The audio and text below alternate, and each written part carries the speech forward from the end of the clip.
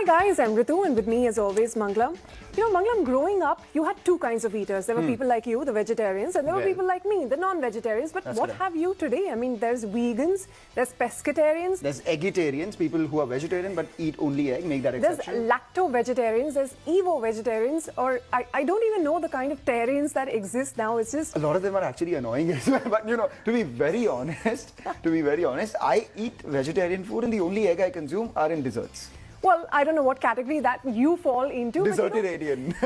But you know what? The fact of the matter is these evolving diet preferences, the health consciousness and rising awareness for climate change, all of this has given rise to a food revolution of sorts, and that is what we're going to discuss today on Mad About Markets. And you know what? These ingredients for success of this food revolution, you have the new protein options which are based on plants, which are microorganisms, fermentation and cultivated through animal cells. So these are the kinds of alternative protein products which aim to, one, mimic the look, the feel, and the nutritional profile of your regular animal-based meats and products. And that is what we're going to discuss today. The big question, how big is the market? How large is this alternate protein market? What pace is it growing at and how quickly will it get to the critical mass that we're talking about? Well, the world's consumers love animal-based proteins, so much so that in 2020, we ate nearly 574 million metric tons worth of meat, seafood, dairy and eggs. That's almost 75 kilograms per person. That's also the average weight of a human being on Earth. The total protein consumption was 587 million tons, of which 13 million metric tons was alternate proteins. This is just 2020. But a report by BCG says that this market for alternate proteins, which is the green part that you see here, could grow all the way from 13 million tons to close to 97 million metric tons by 2035. And that's just the base case scenario. The bulk of this, of course, will be plant-based meats at about 69 million metric tons. So that's a lot of plant-based meats that we're talking about.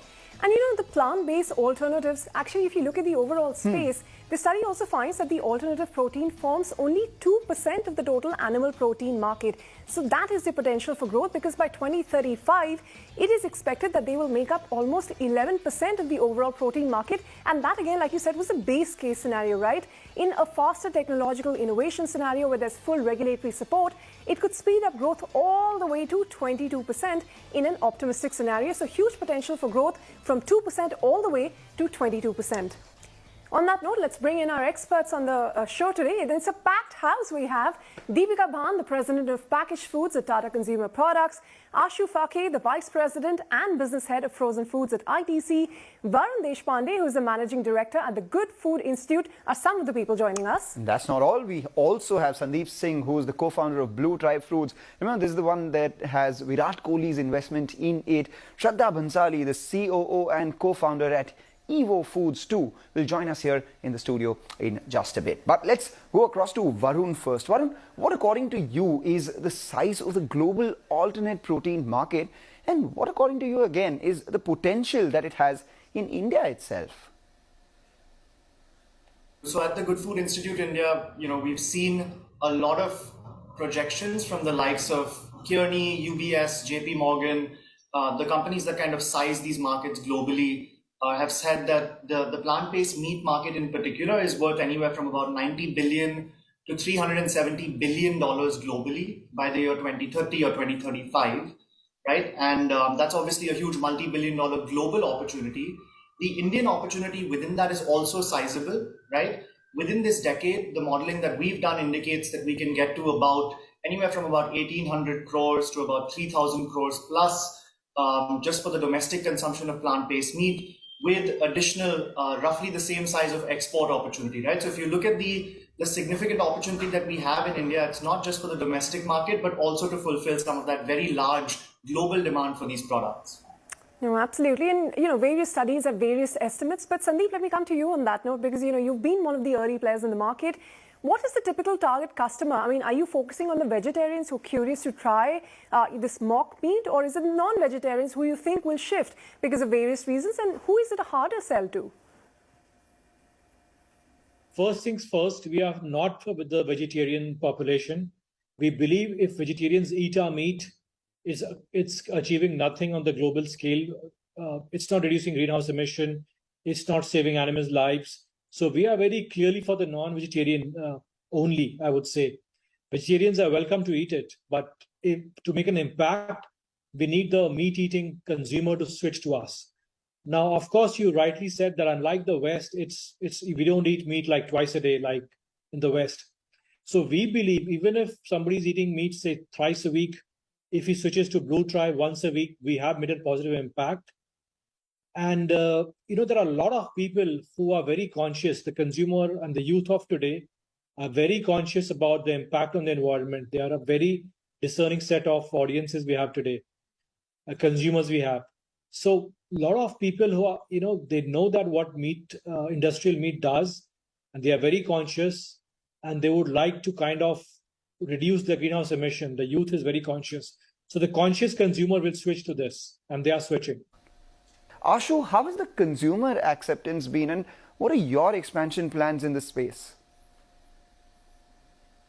Plant-based diets, if you look at the portfolio that ITC MasterChef has today, in my plant-based diets portion, there is enough and more for consumers seeking alternates in plant, because the idea is, are we giving consumers enough beyond just paneer as an alternate in the veg space? So in my portfolio, I have products as beetroot kebab. If you look at my kebab range, I have beetroot kebabs, I have a dahi kebab, I have a falafel kebab, which is plant-based in a way, right?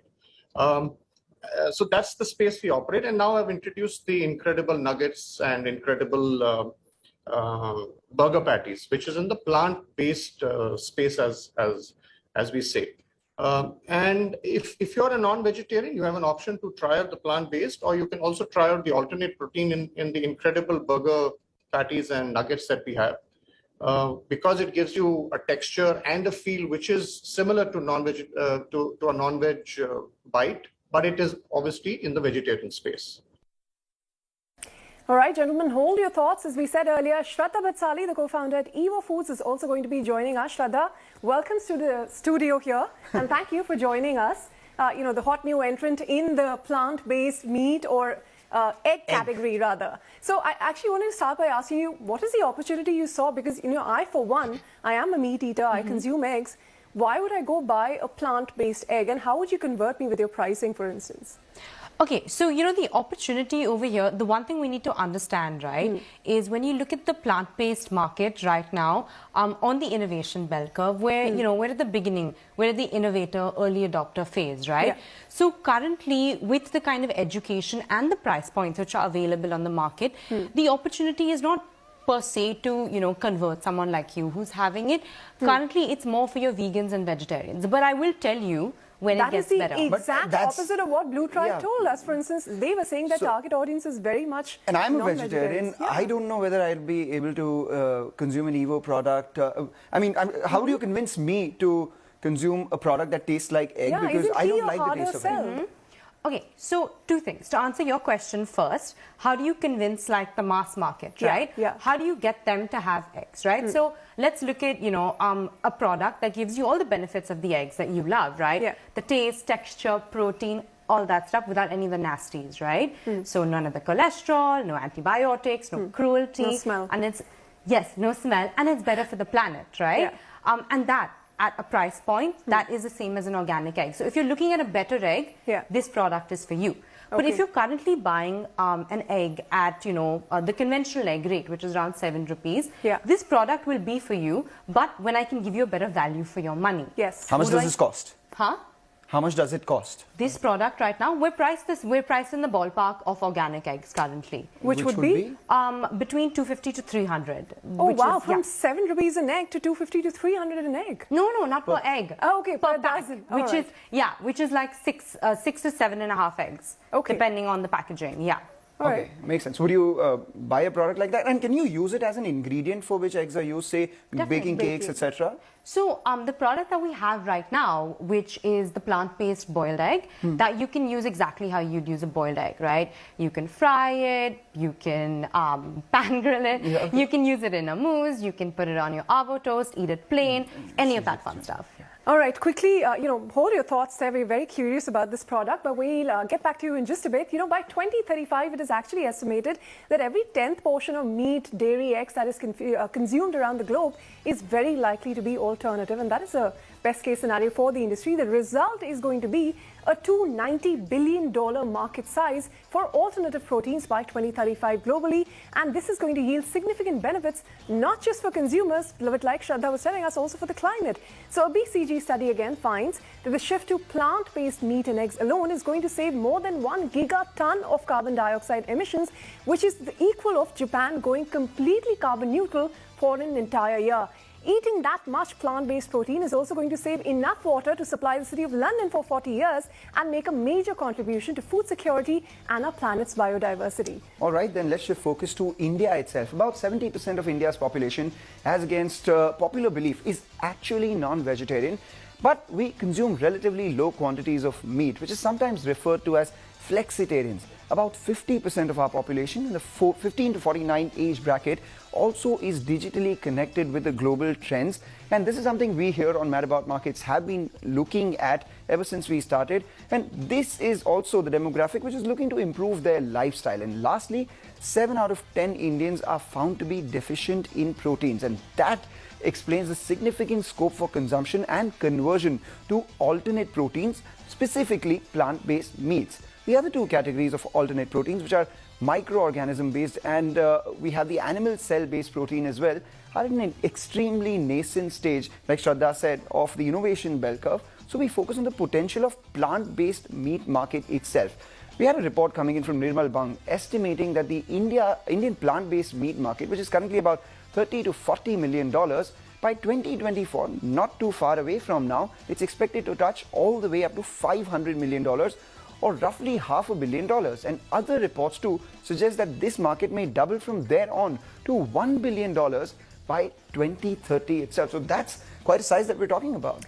But who are the players that dominate this market? It's people like you. It's startups, actually. It's very much dominated by startups in India. And they've made rapid progress over the years. So you have your early starters, the likes of Ahimsa, and then you have Evolved, Blue Tribe that came in later, Evo, of course, now Imagine Meats. All of these players have been in this space for a while now. But now, MNCs like Nestle and Unilever are also acquiring and even organically launching their own plant-based meat products globally. And if you see world over, whether it is your Domino's, your McDonald's, Subway, all of these chains, they have introduced plant-based meat products on their menus, and that trend is also picking up in India. Recently, you also had the big FMCG companies, the likes of Tata Consumer or ITC, also launching their products in the plant-based meat category as early as this year itself. So ample opportunity, first dominated by the startups, but now also getting into the space from, the more established players. But let me toss that question to you, at Tata Consumer, Deepika, because, what made you look at this market now? Because you're only making your entry now in a space which is heavily dominated by startups. How much of the market share do you think you will be able to capture? So I think let me start by saying that actually we think it's a big, juicy opportunity, right? It's definitely a Horizon 3 bet. So we're not in this market for the size today. We're in this market for what it promises to be. Aside from the fact that we know we are more a meat eating than a vegetarian country, right? 7 out of 10 Indians actually consume meat.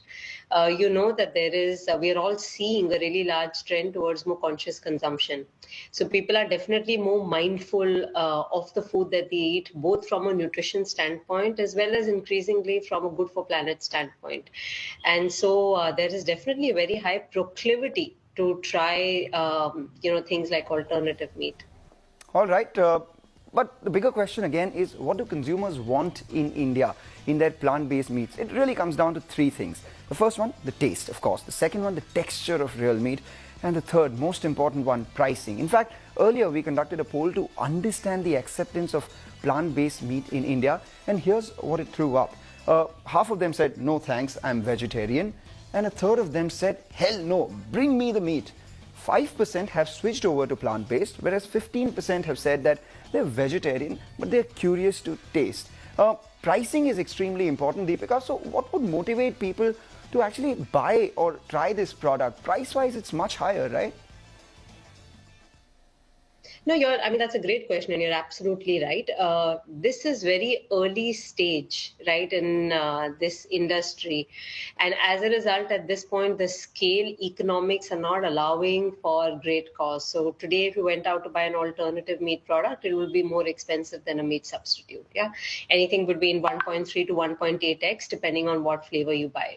So we are very conscious that one of the challenges definitely in getting this adoption to go up is going to be to offer this at cost which is parity to meat. In an ideal world, you want it to even be cheaper because you want to incentivize consumption. I think with a bit of scale, some of that will kick in. Yeah, so getting price and cost right is something we're very conscious about. At this point, our endeavor has been to pass the first test with the consumer, which is the taste test, right? Because the biggest barrier to entry of the category is going to be if it feels like meat to you. So yes, we are conscious that it's higher cost, but that will settle over time.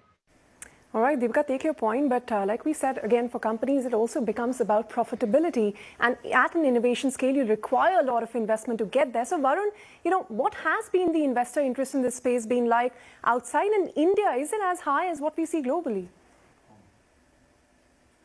Yeah, globally, investors have poured in about 11 billion with a B US dollars into this overall smart protein landscape. That includes plant-based foods, but also the other categories like products produced from animal cells or from fungi, etc. In India, there's only been a very minuscule amount that's gone into investment here, right? So we think India can actually be a huge growth market for this. Out of that 11 billion, less than 15 million with an M US dollars have gone into India over the last decade or so. And a lot of that has come within the last couple of years. In fact, we're seeing a lot of market momentum in India. We're seeing something like 40 plus companies across all plant-based industries, that's meat, egg and dairy, plant-based foods, that are being formed, and many of them were formed within the last 18 months and coming to market as we speak. So there is this huge opportunity now, and investors are seeing it positively, especially when they look at, for example, consumers saying, 63% of consumers saying, as I was mentioning, that they would be willing to or extremely willing to replace their meat consumption with a plant-based meat product. That does present an opportunity for a very interesting market for them to invest in. All right, and that brings us to the question to Shraddha. Shraddha, how much money have you raised so far, and do you make any revenue? So we just actually launched. We've raised just under 1 million our pre-seed round, and we're raising more currently. Like you said, yes, it is pretty capital intensive because we have put in a lot of money into the R&D portion of creating Evo. But yeah, we just launched actually 20 days ago, and the response has been fantastic. Actually, the first day for pre-sales without any ad revenue, we sold 1,000 eggs on the first day, pre-sales. So it's been pretty exciting. It is pretty early to give more concrete numbers, but there's a definite excitement in the market for the product. There is an excitement in the market, but do you think it's going to remain more of a metro phenomenon? Is it really going to be able to become a mass product, especially something as niche as, vegetarian eggs? Okay. So, like I've said before, right, the Indian mentality is a value for money mentality. Yeah, absolutely. Taste is amazing, texture is amazing, but when it comes to tier 2, tier 3 cities, if we cannot compete on price, then we can't really capture mass market, right? Like I said, when it comes to value for money, we need to give the customer a bang for the buck. What does that mean, right? Better nutrition capabilities, better functionality at the same price point. We need to give them everything and more that their animal product can give them. And how close are you to getting there? So we actually just entered an amazing partnership with Ginkgo Bioworks to also, use precision fermentation to produce actual egg cells, through fermentation. Okay. So while we talk about, it's nascent, the technology is not that far away. I do believe that within the next 5 years, we can make a genuinely better egg that's not similar to an egg, but that is an egg and at a better price point. It's a process, and we're getting there. Yes. All right. So that brings us to the time where we take a short break, and on the other side actually we also look at key growth drivers, the speed bump in the alternative protein space, and discuss the bigger question. As always, we will ask the bigger question, and that is, can alternate proteins be true mass market products of the future? That and more when we return. And Shraddha, thank you very much for your time here. Thank you so much.